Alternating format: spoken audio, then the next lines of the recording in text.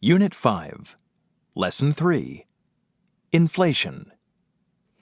Workers usually get paid once a week, but in Germany in the early 1920s, they got paid twice a day.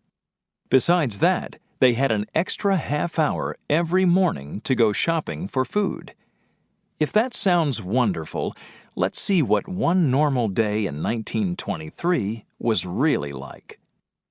At 11:30 a.m., work stopped at the factory, and Karl Hoffman lined up with the other workers. The boss gave him 2 huge bags.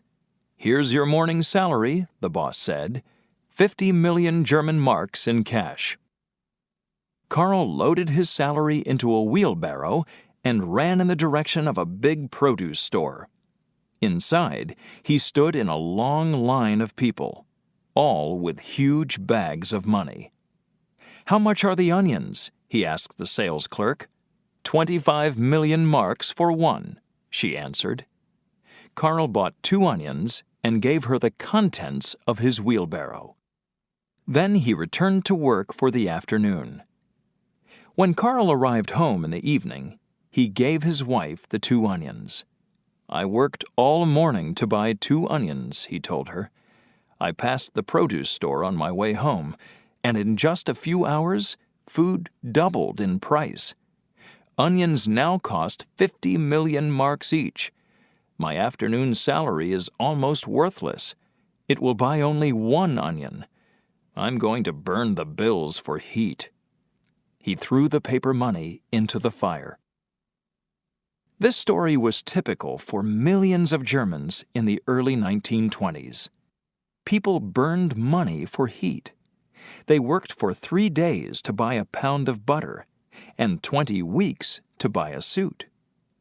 In the chart below, you can see how the value of the German mark dropped in just 9 years. In 1914, about 4 marks equaled $1.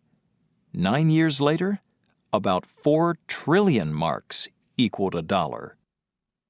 What took place during those 9 years is called runaway inflation. Prices increased by millions of marks in a few hours. It's normal for countries to have a little inflation, but usually it's very slow. Prices increase by a few cents every year. For example, in 1926, a U.S. postage stamp cost just 2 cents.